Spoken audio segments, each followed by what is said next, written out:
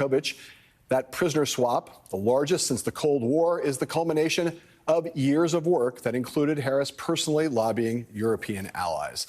Now, Team K preparing for the fight ahead after much speculation about what Harris might, Harris might bring in from the outside to help run her campaign in senior positions. She announced a number of key players from Obama's winning campaigns in 2008 and 2012. Two of them will be highly familiar to viewers of this network.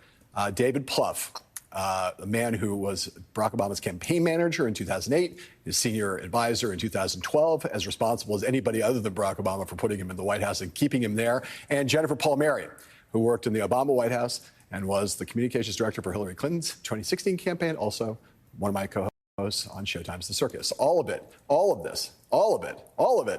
a prelude to Harris's first big decision, the biggest decision, the one that she really has to get right as a presidential candidate. That would be her choice for vice president. That's going to be coming sometime very soon. And that is where we start today. Joining us, Michael Steele, former chairman of the Republican National Committee and now the co-host of MSNBC's The Weekend, plus senior vice president of communications for Emily's List, Christina Reynolds, and here at the table for the hour, host of MSNBC's Politics Nation and president of the National Action Network, Reverend Al Sharpton. Rev, I want to start with you just because I have you here right in front of me. Running for president's hard, as you know. And if you get suddenly put in the position that Kamala Harris has put in, it's really hard, just out of nowhere. And the last 2 weeks, I would say, she has been flawless as a candidate. I'm curious if you can talk about what you've seen from her in these 2 weeks and the team she's built and the momentum that she's summoned. What has impressed you most in that 2 week span? I think that she has been flawless, which is what has impressed me most. Because for your whole world to turn upside down unexpectedly and without preparation, and she handled it with balance and grace, and that she was prepared, shows something that I think none of us expected she could do as well as she's done. I saw her yesterday. We both spoke at the funeral services of Congresswoman Sheila Jackson Lee in Houston, Texas.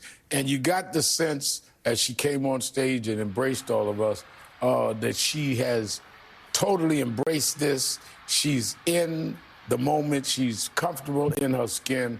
And it takes that to really run this kind of campaign, that you're not being shaped and molded. You own this. And she gives me that kind of air yesterday when she took the campaign the night the President Biden withdrew.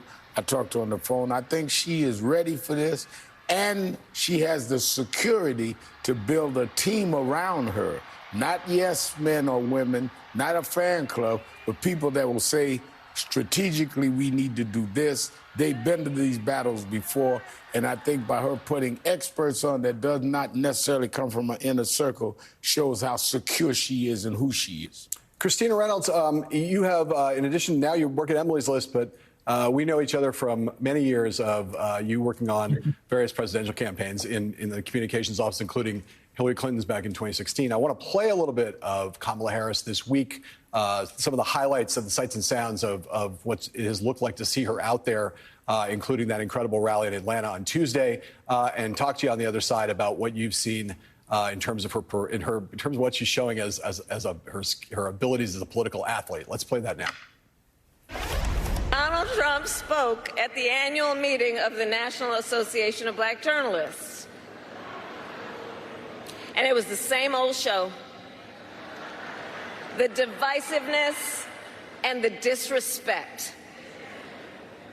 And let me just say, the American people deserve better. Donald Trump, on the other hand, has been talking a big game about securing our border, but he does not walk the walk.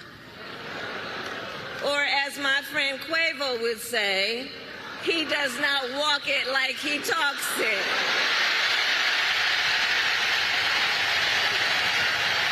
So last week, you may have seen, he pulled out of the debate in September he had previously agreed to. Well, Donald,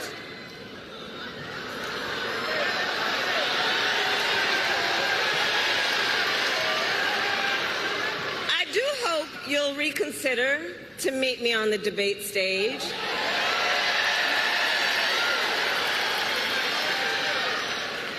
Because as the saying goes, if you've got something to say it to my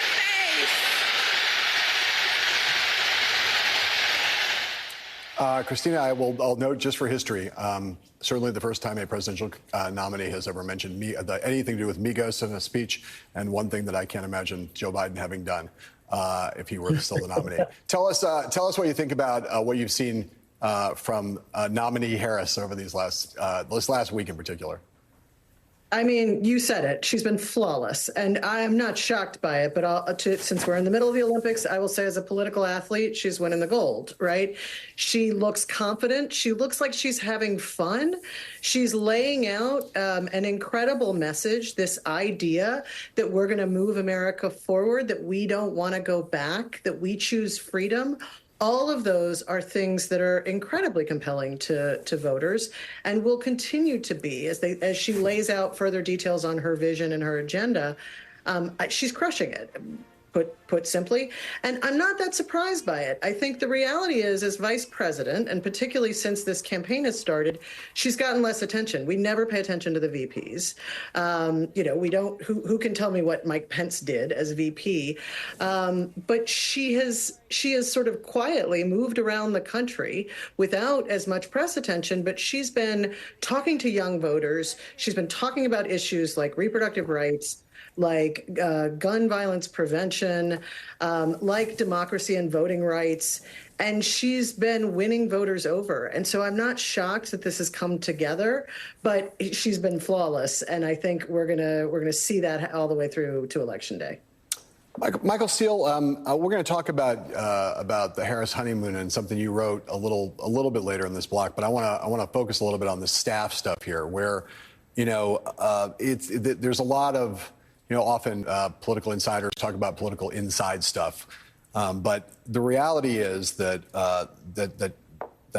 Vice President Harris had a great advantage here in getting a kind of turnkey operation from Joe Biden. Mm-hmm. But there were people who were going to step aside, like Mike Donnellan, who was the most important person politically in Joe Biden's life for a long time. And there was a question about who she would supplement that crew with. She was going to keep Jen O'Malley Dillon, Julia Chavez Rodriguez in their spots running the campaign. But who else would come in? To bring in David Plouffe in a role where he's going to be the senior advisor for strategy, and the state's focused on winning the Electoral College. Basically, David's going to kind of be on top of the battleground states. He's got Stephanie Cutter. She got Stephanie Cutter, who is right now deep in convention planning. She was deputy campaign manager for Obama in 2012. Mitch Stewart, who was the face of Obama's grassroots organizing efforts in 2008 and 2012. David Binder, key pollster for Obama in 2008 and 2012, mostly as an expert on focus groups. This is a all-star team. I didn't mention Jen Palmieri, who's going to be a senior advisor to Doug Emhoff. These are people who, in our world, are Hall of Famers. And I wonder what you think it says about Kamala Harris that she had the wisdom and the confidence to bring those people in to supplement the existing crew, and that she really has her eyes on the prize, and how much confidence that gives a lot of Democrats that she is really in this to win it. Not that there was much doubt, but that this is a really serious team. Well, I think you start there, that she has recognized that she needed to pull together a serious team that would be able to orchestrate the various parts of what will be a difficult campaign. And it will be a difficult campaign.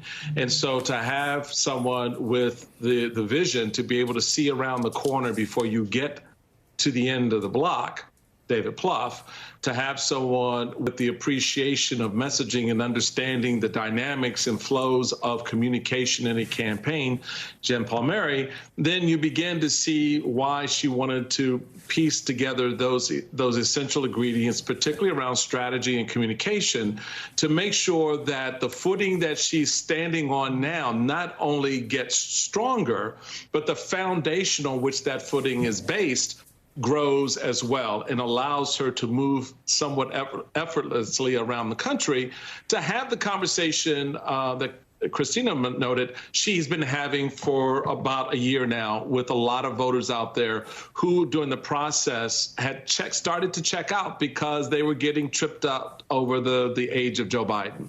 Now they're past that. And I think that putting together the team is important. I just don't think there was the kind of that you would ever think that the the Biden team would transition holistically to Kamala Harris, because they're two different styles of candidates, two different approaches to the voter. And so this makes a lot of sense on a number of levels to do what she's starting to do. Now they got to do the work of making it work as they announce the VP, move into the convention, which offers two real big boosts in the momentum, and then swing into Labor Day, baby, rocking and rolling and knocking it out of the park. And because the Republicans are still back on their heels a little bit, dealing with, J.D. Vance cleanup on aisle 7, as well as they try to figure out what they're going to do with this black woman who they don't think is black running for president. Rev, I want to play a little bit of Trump. He was on Fox Business this morning talking to Maria Bartiromo, where he once again is not seeming totally enthusiastic about the idea of debating Kamala Harris. Let's play that. Right now, I say, why should I do a debate? I'm leading in the polls. And everybody knows her. Everybody knows me. She's taunting you now. She's saying he doesn't want to debate me. Say it to my face, President Trump. That's what she said the other night. Look, she's a third-rate candidate. That's the thing, Rev. When you are facing a third-rate candidate, who wants to debate a third-rate candidate? You don't want to do that. I mean, you'd think if he really thought she was a third-rate candidate, he would really warm to the notion of devastating her, beating her senseless in a debate, but he somehow doesn't. What do you think? Do you think he's afraid of Kamala Harris? I know he's afraid. He's very intimidated by anyone that, first of all, can go toe-to-toe with him in terms of policy and content, and knows how to work the stage and use the stage. Kamala Harris, as vice president, and even before that as senator and attorney general, has shown she has sharpened her skills on the platform, which scares him to death, because he cannot deal with someone that can match or even excel beyond his performance, because that's all he has is performance. You take, for example, when he was at the National Association of Black Journalists and the question of DEI came up, and he says, well, how do you define it? And they said, the questioner said diversity, equity, and inclusion. Well, because he doesn't know what DI. He's against it because his MAGA base is against it. But if you name policy things, he has no idea what you're talking about. He didn't even read his briefing papers, according to many sources, when he was president. So for him to debate somebody like Kamala Harris, who is well-honed in all of the issues and the content, he's running away from her. I said before, I'll say it again, he's a political punk. When somebody calls his bluff, he won't show up to the fight. Christina Reynolds, not a political punk. But she is someone, Christina, who worked for Hillary Clinton. Importantly, I think seminally, as someone who saw up close what the challenges faced by the kind of misogynist attacks that Hillary faced, and that Kamala Harris is already facing, is going to face. Talk a little bit about the particular challenges. As of now, Republicans, Trump, they're so crude and so badly executed that it's easy to kind of laugh them off. What do you anticipate that part of the campaign is going to look like, and how the Harris team is going to have to